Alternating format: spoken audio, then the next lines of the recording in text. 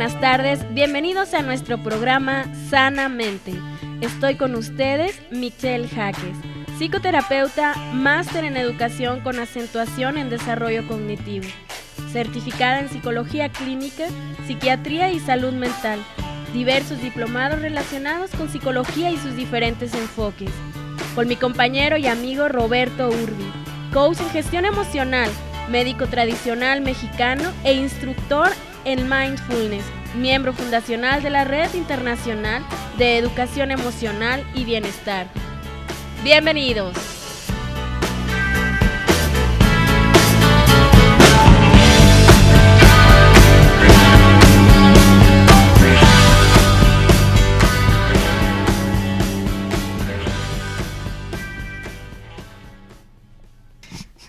Y hoy vamos a hablar sobre bipolaridad. Y podemos empezar a hablar sobre la etimología de la palabra, como ya es costumbre. Empezamos con bipolar. Etimología, bi, elemento de formación de palabras que significa dos, tener dos, doble, doblemente, cada dos. Y polar, de latín polus, un extremo de un eje.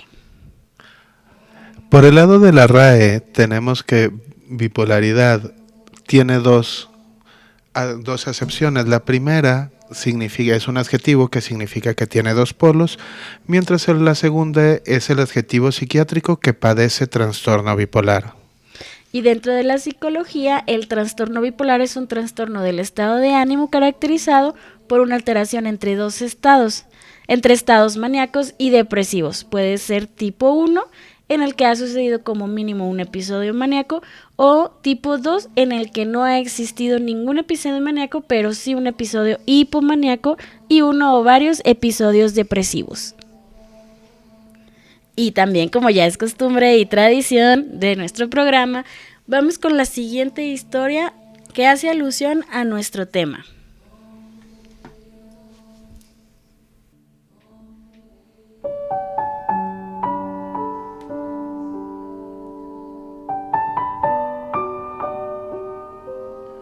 Había una vez un joven llamado Lucas que vivía en una pequeña ciudad. Desde niño, Lucas sentía que su mundo interior era una montaña rusa de emociones. Algunos días se despertaba lleno de energía, con ideas vibrantes y una alegría que contagiaba a todos a su alrededor. En esos días todo parecía posible. Hacía planes grandiosos, emprendía nuevos proyectos y no había nada que lo detuviera. Pero sin previo aviso, esta energía lo abandonaba. Entonces llegaban los días grises. Lucas sentía como si todo su entusiasmo hubiera sido robado.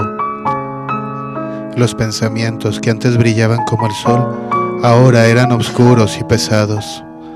Se quedaba en cama, incapaz de mover un solo músculo, sintiendo que el peso del mundo descansaba sobre sus hombros. Los sueños que antes parecían tan alcanzables, ahora se veían lejanos, irreales.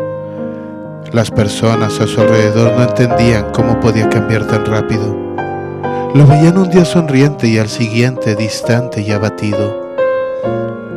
Su mejor amiga, Carla, era una de las pocas personas que no lo juzgaba. Un día, mientras caminaban juntos por el parque, Lucas le confesó: a veces siento que soy dos personas, una que puede conquistar el mundo y otra que apenas puede levantarse de la cama. Carla, después de un momento de silencio, respondió: no eres dos personas, Lucas, eres una sola, compleja y única. Lo que sientes no te define por completo, pero es parte de ti, y eso está bien, no tienes que luchar solo. Fue entonces cuando Lucas entendió algo importante. No se trataba de ignorar esas emociones cambiantes o fingir que no existían. Se trataba de aceptarlas, de aprender a conocerse a sí mismo en cada etapa. Y lo más importante, de buscar apoyo cuando lo necesitaba. Las emociones en Lucas no eran ni su enemigo ni su identidad completa. Eran una parte de su viaje. Una montaña rusa que con ayuda y comprensión podía aprender a navegar. La historia de Lucas nos recuerda que las luchas internas, por intensas que sean, no nos definen. Cada persona tiene el poder de buscar equilibrio, aprender de sus altibajos y encontrar fuerza en la aceptación y en la gente que lo apoya.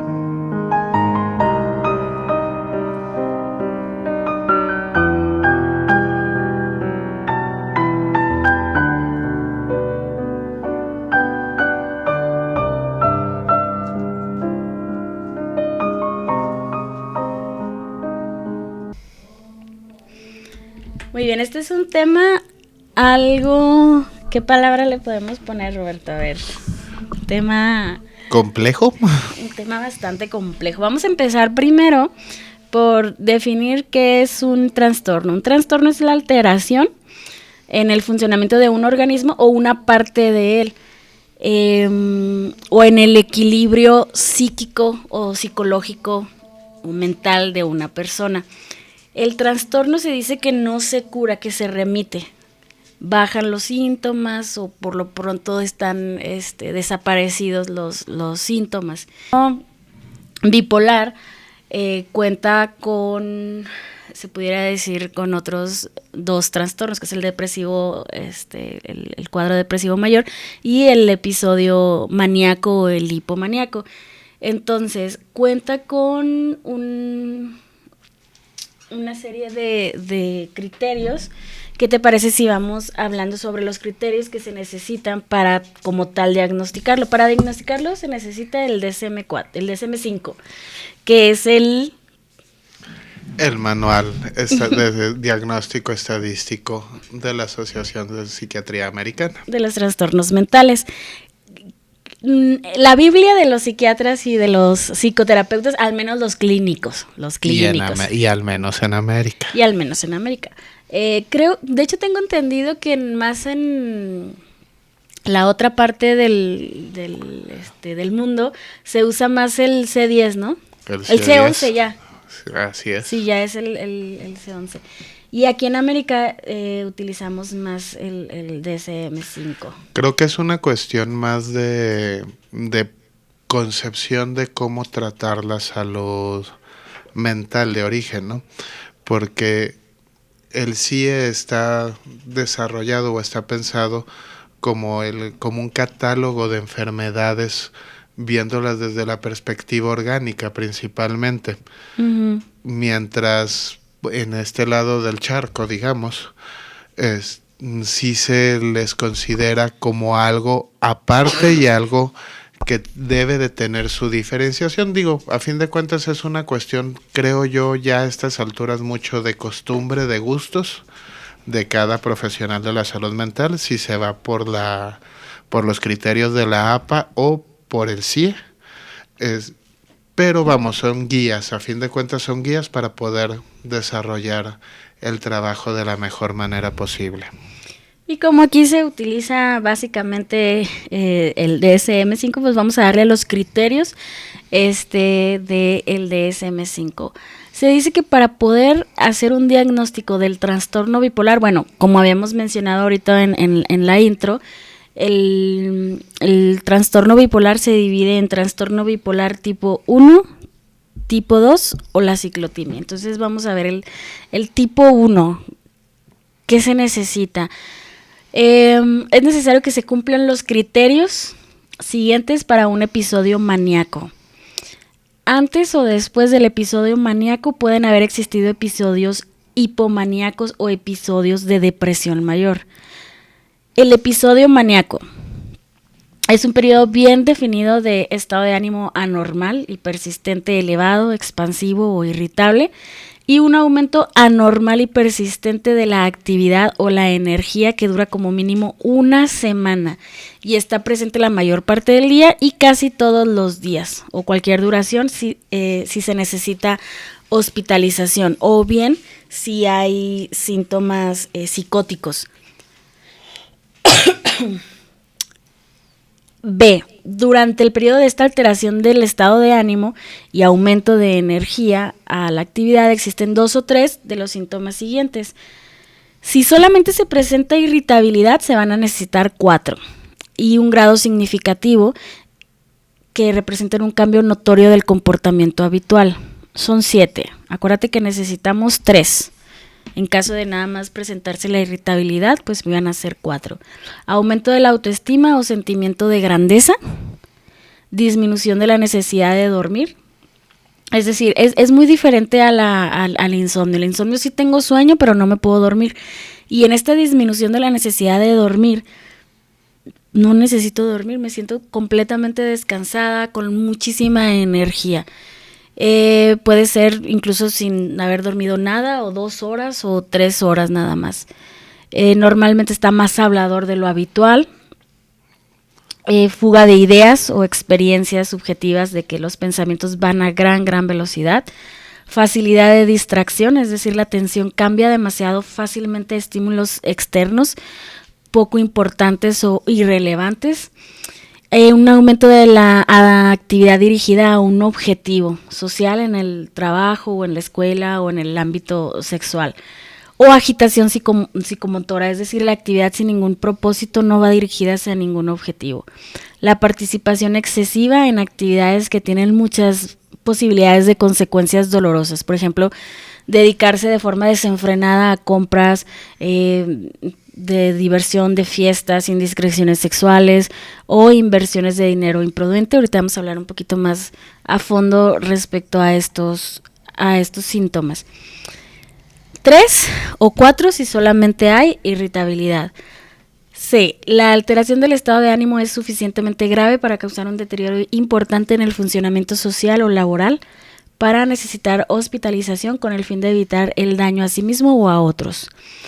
Y o bien, como habíamos comentado, si hay síntomas psicóticos que puede haber dentro del trastorno bipolar. Tipo 1. El episodio no se puede atribuir a efectos fisiológicos de una sustancia, por ejemplo, alguna droga o algún medicamento que cause estos síntomas.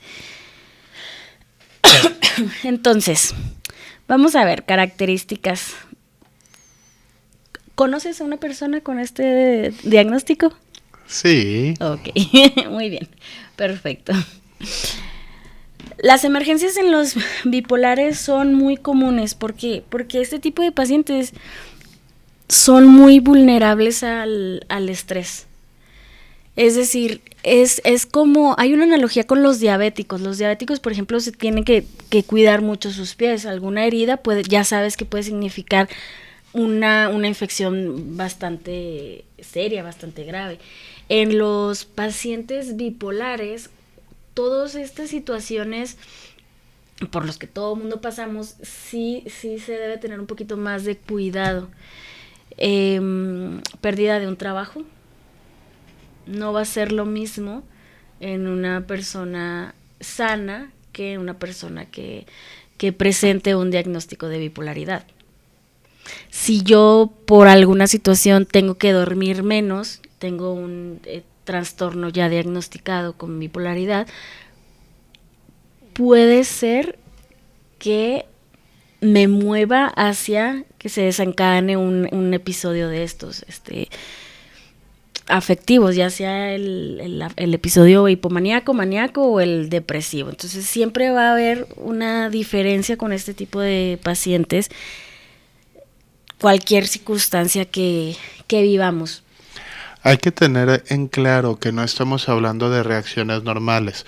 Por ejemplo, una persona que por alguna circunstancia se ve privada del sueño, pues lo normal es que si el periodo en el que ya no pudo dormir es un periodo largo, lo normal es que haya una falta de atención, lo normal es que haya una mayor irritabilidad, lo normal es que haya una sensación de desgano, pero no estamos hablando de esos niveles. Eso es lo normal, digamos, a todos nos pasa. Si no dormimos, todos presentamos esa sintomatología, pero no estamos hablando de esos niveles, estamos hablando de un nivel más allá de lo que se podría esperar por una situación. Ahorita mencionabas el ejemplo de una pérdida de trabajo.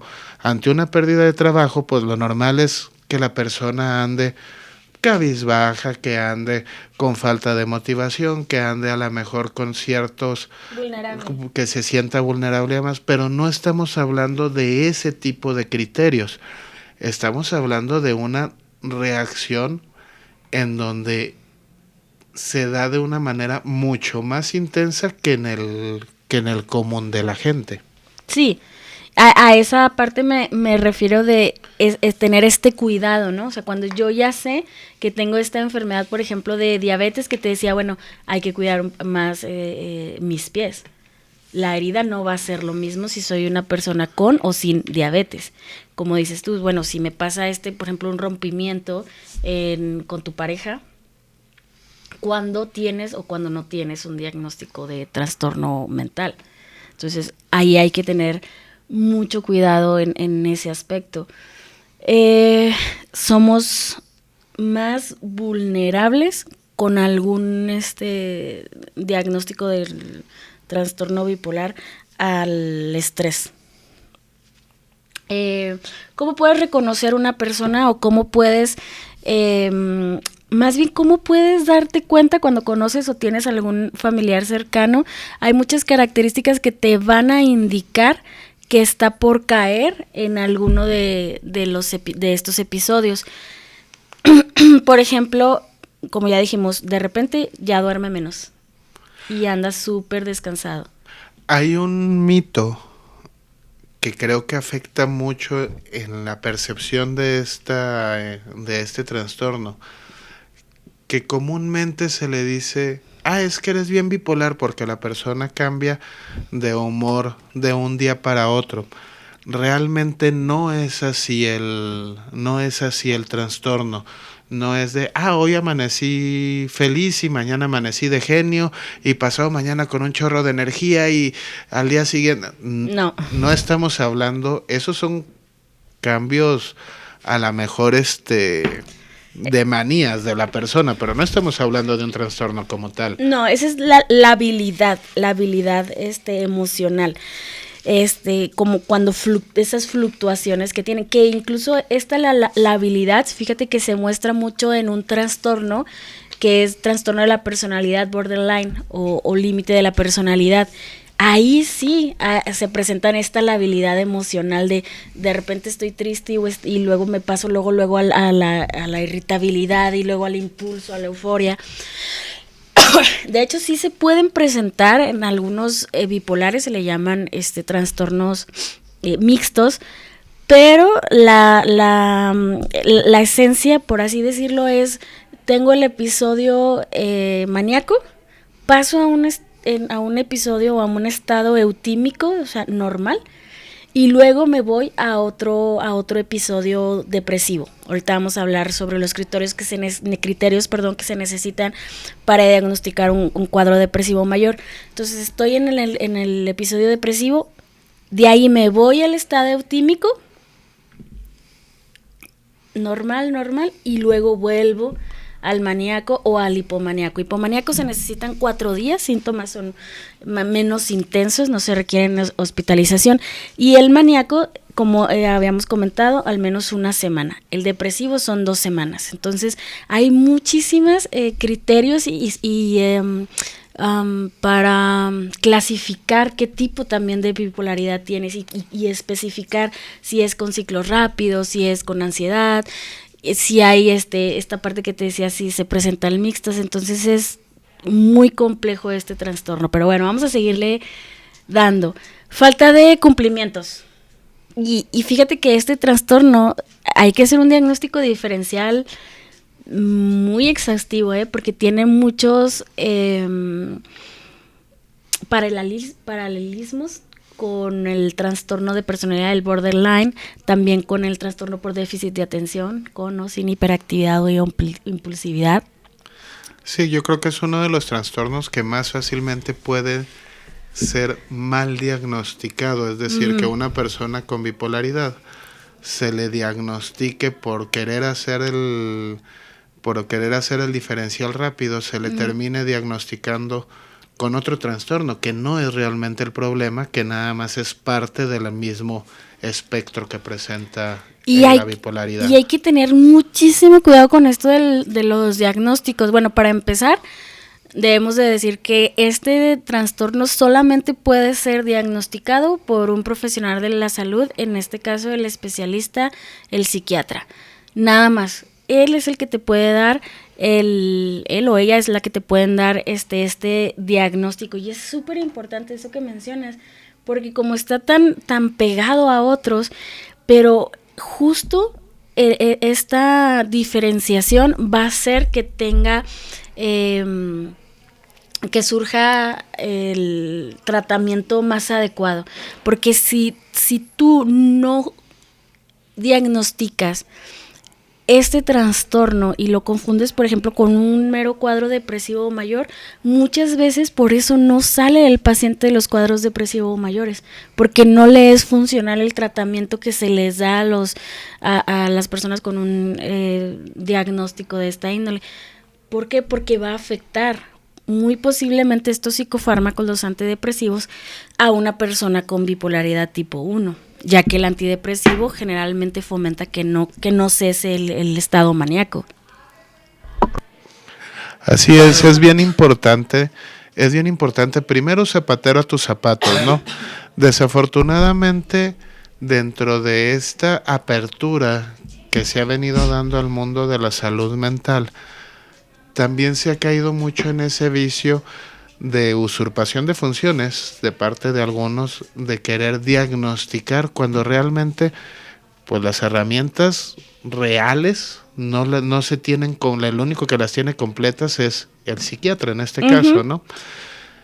Ya no digamos popularmente se empieza a estigmatizar a las personas cuando a lo mejor ni siquiera tienen el trastorno, a lo mejor como decías como ahorita, a lo mejor la persona tiene rasgos de borderline, pero socialmente la mamá o la pareja o el amigo se la pasa, dice, es que tú eres bien bipolar. Entonces, pues bueno, primero zapatero a tus zapatos en cuestión de quién puede realmente diagnosticar y para poder llevar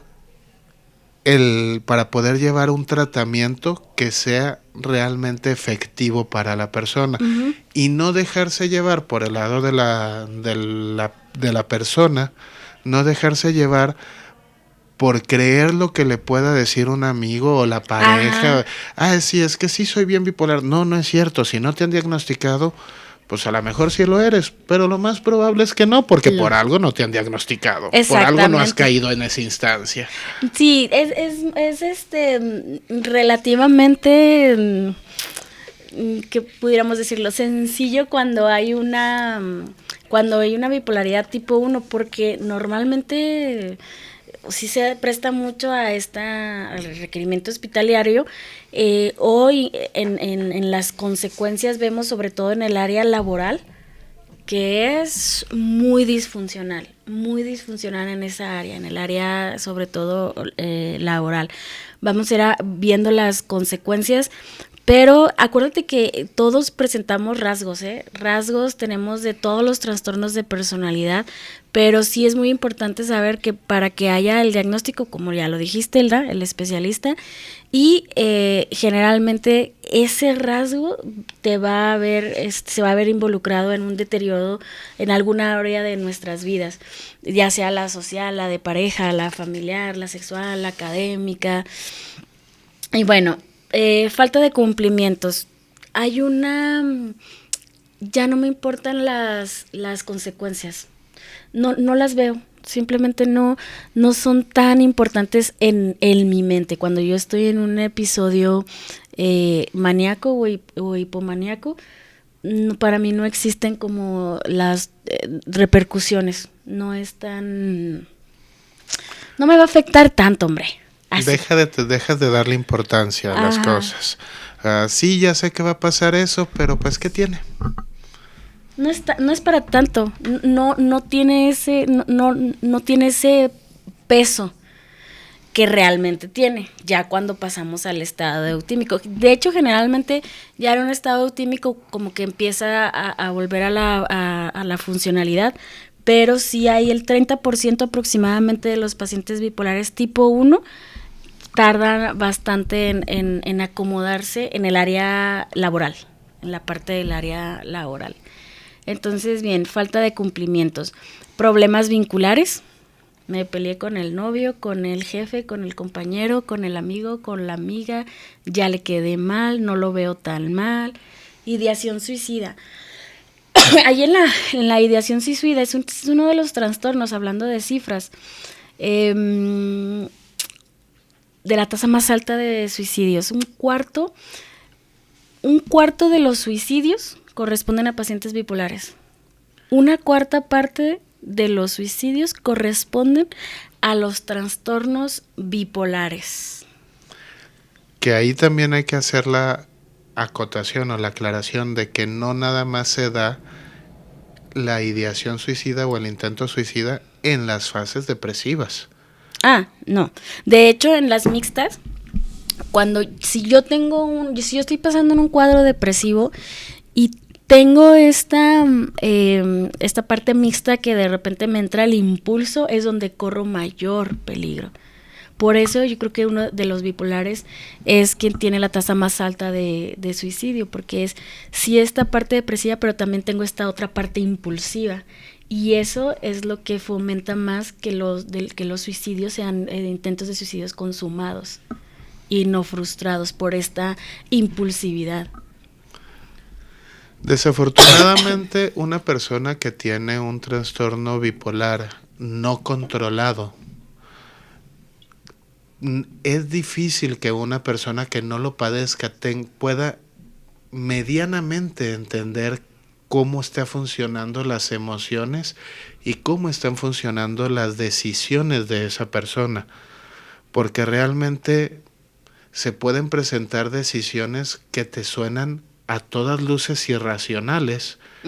Y pues sí, ciertamente es parte del trastorno, y esa irracionalidad y esa incapacidad momentánea mientras está en la plena crisis del trastorno, es incapacidad momentánea para evaluar consecuencias, para ver más allá de hacia dónde te va a llevar el impulso o cómo te puede llegar a afectar el impulso.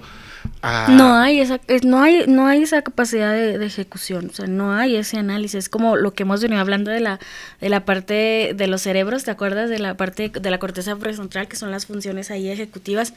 Haz de cuenta que quedan sesgadas completamente. No mido peligros. Es como el adolescente que le dicen, pues es que no te das cuenta en las consecuencias. Pues no, porque pues no tiene la capacidad cerebral. Y hablando en un estado justo en un episodio maníaco, no hay esa capacidad. O sea, cerebralmente no hay esa capacidad de medir las consecuencias. Se sesga toda esta corteza prefrontal en ese sentido. Entonces, por eso es muy fácil correr tantos riesgos de manejar conductas de manejo temerario.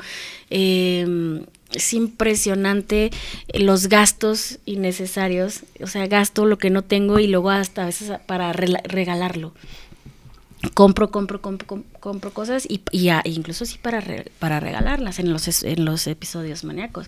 Por eso te comento que es de los trastornos que más consecuencias se ven, sobre todo en esta área laboral, financiera. Yo creo que es de los trastornos, más allá de lo financiero y lo laboral, yo creo que es de los trastornos que más daño ocasionan tanto a la persona en su vida general como a su círculo más cercano. El nivel de afectaciones, porque también, y creo que es una parte de entender esto también, porque es muy fácil querer juzgar a alguien por las decisiones que toma. Es que no piensa en su familia. Uh-huh. Pues no tiene la capacidad para pensar en su familia en ese momento. Pero la mayoría de la familia no lo entiende y se van dañando esas relaciones por lo mismo. Se va dañando la relación con la pareja, con los amigos, se va ocasionando un aislamiento involuntario, aunque aparentemente la persona está haciendo todo lo necesario para aislarse, pero pues no es el objetivo que tiene la persona, es simplemente el trastorno que se está manifestando. Así es, de hecho es algo que me gustaría comentar al final, es lo que podemos hacer nosotros como amigos o como familiares o como conocidos de un paciente diagnosticado con el trastorno bipolar, es justo eso, o sea, empezar a entender un poco más este trastorno. Entonces, este trastorno también tiene muchas más posibilidades de caer también en otros trastornos concomitantes, y uno de ellos es el trastorno por consumo de sustancias. El riesgo de consumir, de caer en el alcoholismo, en la drogadicción, es sumamente alto, y más en las mujeres. Mucho más se ha visto en las prevalencias de este trastorno. Entonces, si tú le sumas que tienes un trastorno diagnosticado de bipolaridad aunado a un trastorno por consumos de sustancias, imagínate el porcentaje que suma al intento de suicidio. Es mucho mayor todavía. Es brutal el daño que puede llegar a ocasionar si no se controla, si no se identifica y se controla este tipo de trastornos. Es brutal el daño que puede, más allá de la ideación suicida, de los intentos de suicidio, el daño, aun cuando no se dé un suicidio como tal, el daño a la vida del paciente que no está correctamente tratado es impresionante. Sí. Te hablaba ahorita sobre la verborrea. Es uno de los síntomas justos que también se parece mucho al TDA, esta verborrea, esta fuga de ideas. Largas conversaciones, no sé si te ha pasado en algún lugar que te abarque un extraño y te empiece a hablar y hablar y hablar y hablar, y no te deja interrumpirlo. Y ojo, estamos hablando incluso un completo extraño, que generalmente dices, híjole, pues yo creo que sí anda bien colocado. Sí, puede ser, pero también así es como se ve un paciente en un episodio maníaco. Largas conversaciones, incluso con extraños. Empiezan como a buscar amigos que hace mucho no hablaban, o incluso hasta conocidos, y a tener muchos proyectos, no raros, pero proyectos sí que no son viables, pues. Proyectos, por ejemplo, que digo, voy a empezar a escribir una novela ya, y nunca en mi vida he escrito nada. Una larga novela.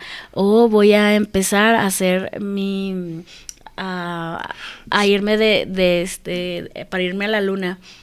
Astronauta. Que, ojo, no quiere decir que porque tengas una idea de algo que nunca habías intentado, sea un rasgo de que pudieras tener. No, pero cuando dices, es que quiero escribir una novela y nunca has tenido el hábito de la lectura ni de la escritura. Caray, pues espérate, o sea, quiero meterme a la maratón, pero hace 15 años que no haces ningún tipo de ejercicio físico, pero y tienes una vida totalmente sedentaria. Mañana se inscriben, o sea, ellos dicen, yo sí puedo. A tope. O sea, empiezan a tope. O sea, el problema no es el proyecto nuevo, es la forma en que se aborda ese proyecto nuevo que está totalmente desbocada. O sea, es como iniciar nuevos proyectos, pero de la nada, o sea, y sin saber nada del tema, absolutamente nada. Haz de cuenta que yo digo, busco mucha publicidad para hacer porque creo un invento, y es un invento totalmente inútil, y de la nada, y ya es todo. O sea, que también hay que tener cuidado en eso, al considerar, bueno, de qué estás hablando. O sea, no es lo mismo que una persona de 30 años, de 20 años, tome una decisión así, a que quiera hacer algo así una persona de 40 y tantos años, sobre todo cuando es varón, porque en esa época normalmente se da una revisión de vida profesional, y muchas personas cambian de rol profesional por una cuestión de conciencia de la mortalidad y poder ir por los sueños que se quedaron sin perseguirlos en la juventud. Estamos hablando, hay que saber diferenciar también de quién estás hablando y de cómo está abordando ese proyecto. Sí, claro, el contexto es muy importante. Ahora estamos hablando de que este es como es un conjunto de estas características, no solamente como casos aislados, sino se está comportando de una manera muy distinta. Hace como, no sé, 6 meses estaba también en eso, o sea, ya lo vemos venir, ¿no? Es la verborrea, como cosas nuevas, pero es un patrón, pues, estamos hablando de patrones y no solamente de casos aislados, o sea, por eso es súper importante toda la historia familiar, todos los antecedentes, incluso algunas pruebas, el especialista, pero son como nada más características, ¿no? Y tienden mucho a esa parte de los proyectos sin saber absolutamente nada del tema. Toda esta actividad frenética se puede presentar a cualquier hora. Pueden ser a las 3 de la madrugada, me levanto y me pongo a leer y a escribir y a mandar muchos mensajes y a mandar muchos correos electrónicos y a planear todo este nuevo proyecto de la nada. No importa la hora, en el estado maníaco, en el episodio maníaco no va a importar mucho la hora del día. Te hablaba ahorita que pueden presentar estados psicóticos, es decir, ya fuera de la realidad. Estos estados se pueden presentar con delirios o con alucinaciones. Los delirios son creencias fijas que no están basadas en la realidad. O sea, yo estoy completamente convencido, pero no es real, pues. Y hay de diferentes tipos. Está el de grandeza, el erotomaníaco, celotípico, persecutorio. Son los que más se pueden dar en un bipolar. Por ejemplo, el erotomaníaco, estoy convencida totalmente de que él está enamoradísimo de mí. No hay duda, me ama. El de grandeza, como ya lo hemos visto, o sea, sí hay en el episodio maníaco esta parte de una autoestima muy elevada, incluso llegar así de que yo soy lo mejor del mundo y no puedo, no puedo con nada, al contrario, puedo con todo. Pero sí entra a veces al grado de delirio. Por ejemplo, ¿te has topado a alguna persona con delirio de grandeza? Claro. Sí. De hecho, es bastante común, no por el trastorno bipolar, pero el narcisismo está bastante de moda. ¿Cómo puedes tú diferenciar cuando es un delirio de grandeza a una autoestima muy elevada? La base de la autoestima, la base de lo que está expresando.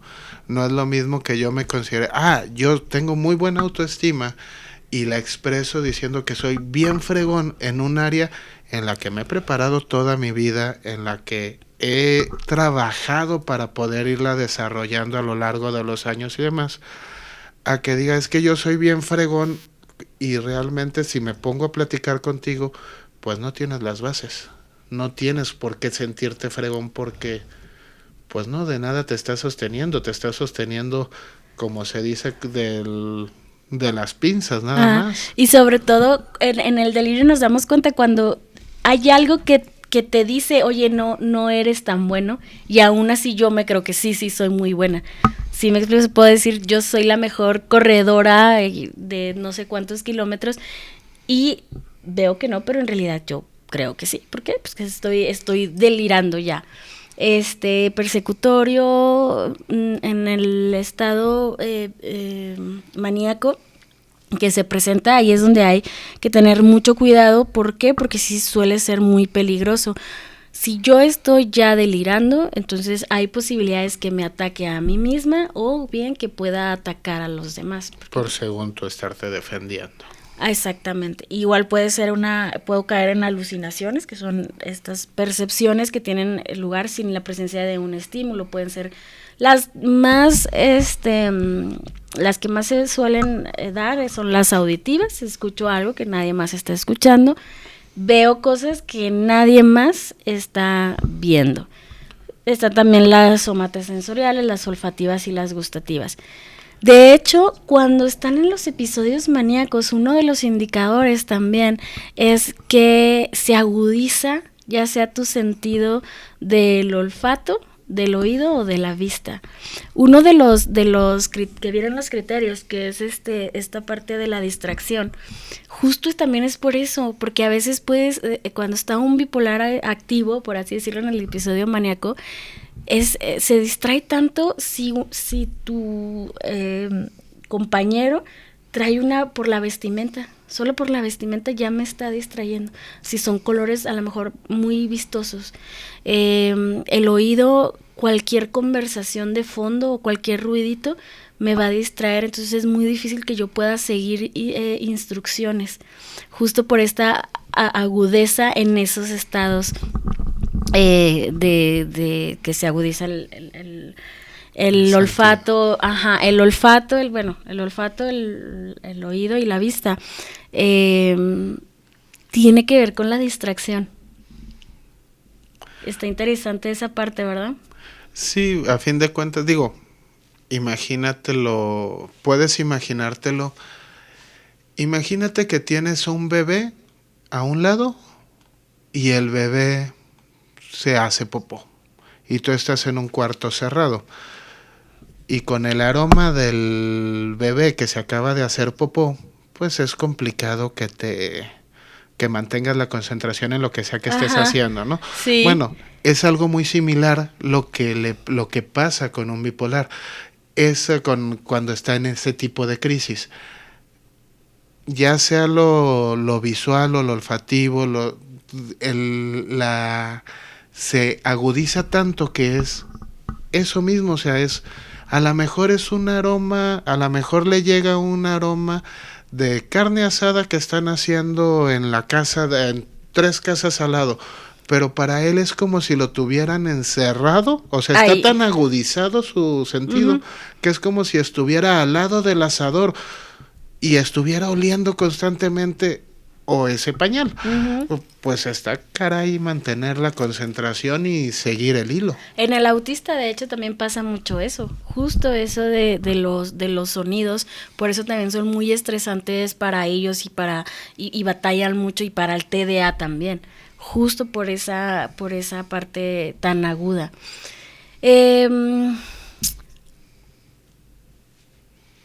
Hay una característica que también está interesante.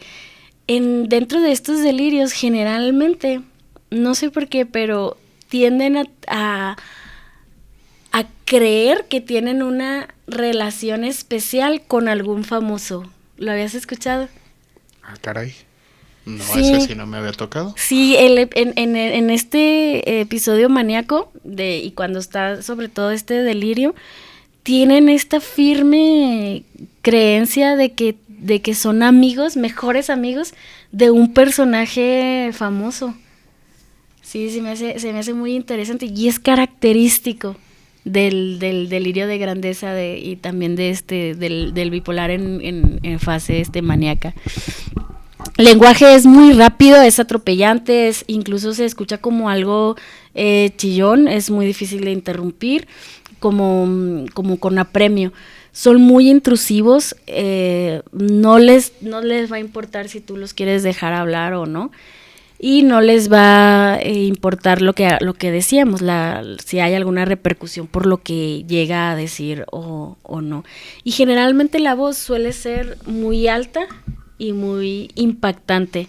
No tiene nada que ver con lo que dice, pero pareciera que sí. Que si te fijas son rasgos muy que se pueden identificar también, por ejemplo, en una persona, ahorita lo mencionabas, que está bien colocada, que está bien arriba. Sí, claro. Pues son los mismos rasgos. Entonces, atínale a si la persona se echó algo cocaína, antes de anfetaminas, llegar contigo, o si es una persona que está teniendo una crisis maníaca por un trastorno bipolar.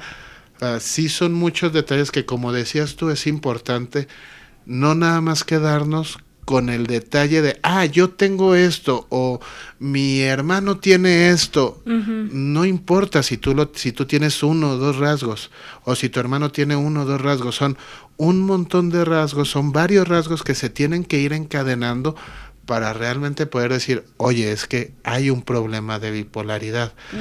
Y aún así, aún cuando digas tú, es que yo hasta ahorita, de todos los que has dicho, con todos me identifico. Pues bueno, eso quiere decir que probablemente tengo un problema. ¿Cómo confirmo si tengo un problema? Voy con el especialista. Claro, sí, totalmente. Y sobre todo si algo ya te es disfuncional, o sea, si este síntoma que yo estoy presentando no me refiere a ningún problema, sí, siento que yo hablo muy rápido, siento que digo muchas cosas, pero nunca jamás en la vida me ha representado ningún problema, ninguna disfuncional en ningún área de mi vida. Ahorita decías... Ni a mí ni a las personas con las que convivo, va.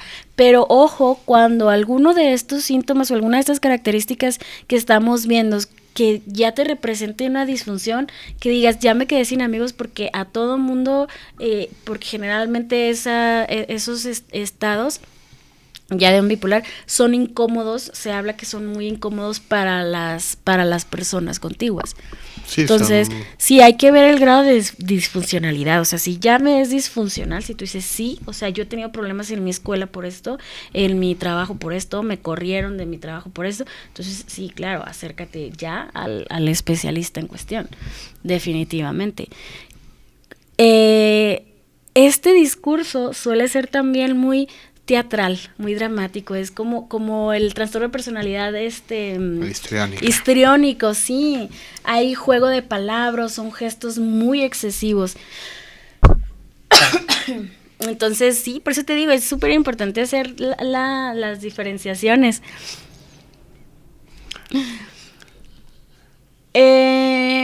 ¿Hay alguna diferencia? Acuérdate que estamos hablando de un estado de ánimo expansivo o bien puede ser irritable. Si es irritable, el discurso no va a ser tan chistoso, no va a haber tanto como este juego de palabras, sino que más bien va a ser como de quejas. Y van a ser comentarios hostiles, ataques de ira, y más si son interrumpidos. Entonces acuérdate que hay una diferenciación, o sea, puede ser el estado de ánimo irritable o puede ser esta parte expansivo con mucha intensidad, con mucha actividad de juegos. Sí hay que también aprender a diferenciarlo. Los pensamientos van tan rápidos que me cuesta expresarlos, entonces por lo general el discurso se vuelve inconexo. Sí, es incómodo, no llega, el discurso no llega a meta, no hay una asociación, justo por eso, porque quiero como seguir el pensamiento, pero no puedo, entonces hay muchas fugas de ideas. O se salta. Puede porque también esa parte según de la salirse. persona, el pensamiento va tan rápido que te empieza a hablar de una cosa y de repente ya cambió de tema. Oye, pero es que ¿cómo llegaste? ¿Cómo pasamos de aquí a acá? Es que sí te dije, ¿no? Y a la parte que su pensamiento fue más rápido que su capacidad de hablar, entonces se vuelve complicado poder seguir el discurso. Uh-huh. El flujo de discurso es continuo, resulta bastante estresante también para la persona, cuando está expresando algo. La distracción pues también es muy incómoda, porque si yo estoy hablando y todavía tengo mi pensamiento súper acelerado y aparte te quiero comunicar algo, pero también estoy escuchando la conversación del vecino y también estoy el aroma tan fuerte que expide el restaurante de enfrente, entonces sí se vuelve bastante también estresante para el individuo en sí. El aumento en el impulso sexual, fantasías, conductas sexuales. Hay una mayor socialización, como te comentaba, puede ser que, o sea, hasta con desconocidos empiezas a platicar y a hacer amigos y a buscarlos. Y hay un descontrol al respecto, hay un descontrol tanto en la forma de medir riesgos de con quién me estoy relacionando, ya sea socialmente o inclusive sexualmente. Sí, de hecho aquí es lo que te comentaba de las repercusiones. ¿Por qué? Porque no mido si si ya fui infiel, no mido con quién me estoy acostando, si me cuidé, si no me cuidé, si me embaracé, si no me embaracé. O sea, no hay consecuencias, no mido consecuencias. Entonces, y a enfermedades también. Es una de las repercusiones más graves. Bueno, creo que nos queda muchísimo para abordar todavía del tema. Creo que apenas le vamos dando las primeras pinceladas a esto. Pero el tiempo se nos acaba. Radio Chilanga nos presta este espacio por el cual les estamos muy agradecidos. Pero es un espacio que tiene un tiempo límite. Entonces vamos a dejar el seguir profundizando en este tema para nuestro próximo episodio, para seguir abordando toda la complejidad de este padecimiento, de este trastorno. Y por lo pronto les dejamos nuestros números de contacto para que ya saben que nos pueden contactar ya sea por redes sociales o bien en el WhatsApp 614-140-3414 y 614-409-6510. Hasta aquí llegamos el día de hoy. La próxima semana seguimos profundizando y por lo pronto nos vamos con una pequeña canción para poder cerrar y que puedas ir interiorizando toda esta información que hemos venido manejando. Hasta la próxima. Hasta la próxima.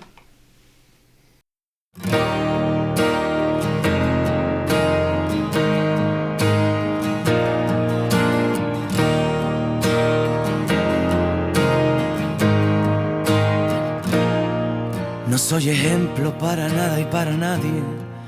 Tengo miserias como cualquiera de ustedes. 14 marcas que me duelen en el alma y 100 defectos que me siguen y no aprenden. Las dudas se divierten, no descansan nunca, como los miedos que siempre estarán presentes. A veces sonrío sin ganas y al revés, que a nadie importa, nadie tiene que saber. Y aunque las cosas con el tiempo no se olvidan, voy a estar más alerta, más tiempo conmigo, que cada vez soy más consciente que la vida, sin darnos cuenta, se consume en un suspiro. Voy a quererme pa' quererte mucho más. Voy a tratar de ser mejor y más valiente. Es el momento de enfrentarse a la verdad, que ya está bien de procurar y perder siempre. Recuerdo que un día fui fuerte, recuerdo que no juzgué a nadie, porque cuando me siento débil aún sigo queriendo matarme. Qué duro es a veces vivir, pero es preferible sentir, aunque no suela la verdad, siendo uno mismo en cualquier parte.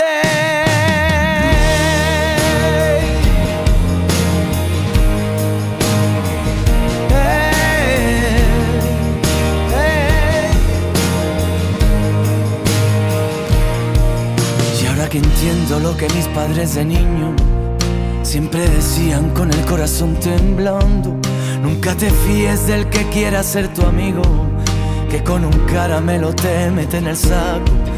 Y piensa si eres uno más de los que estrellan su tiempo en un televisor de color rosa. Y si es verdad yo fui dote que te molesta, si no te gusta otra cosa, mariposa.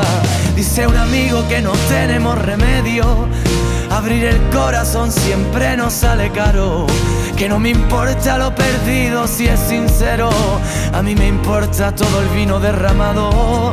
Yo que forjé mi historia con los buscavidas, pierden el tiempo los que intentan que me frene. Por eso ahora si me escuchas no te rindas, siéntete libre y orgulloso de quién eres.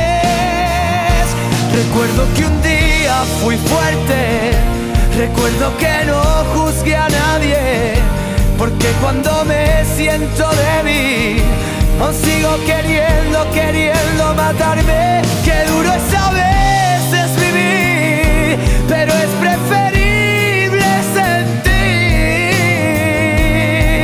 aunque no suela la verdad, aunque no suela, siendo uno mismo en cualquier parte.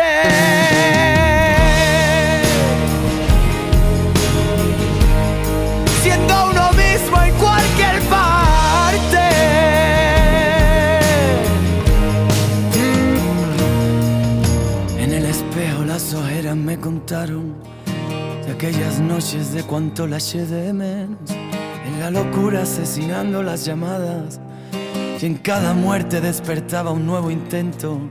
No quiso verme y ahora es quien me anda buscando. No es que no quiera que me encuentre, es que mi sueño lo estoy viviendo con una mujer sincera. Ella es la reina y tú una princesa del cuento. Que no se trata de querer ser más que nadie. ¿Y por qué piensas que me lo monto de artista? Más bien me pasa lo contrario muchas veces. También me siento pequeñito en esta vida. Vale la pena pelear por nuestros sueños. Vale la pena equivocarse y levantarse. Vale la pena liberarse y ser el dueño de la verdad, siendo uno mismo en cualquier parte. Recuerdo que un día fui fuerte. Recuerdo que no juzgué a nadie, porque cuando me siento débil aún sigo queriendo matarme. Qué duro es a veces vivir, pero es preferible sentir.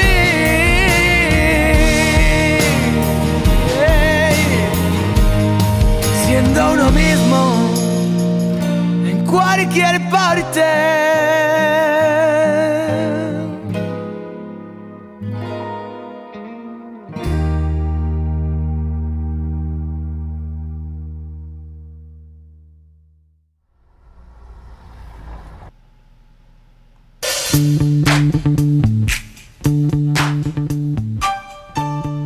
Y eso es todo por nuestra parte.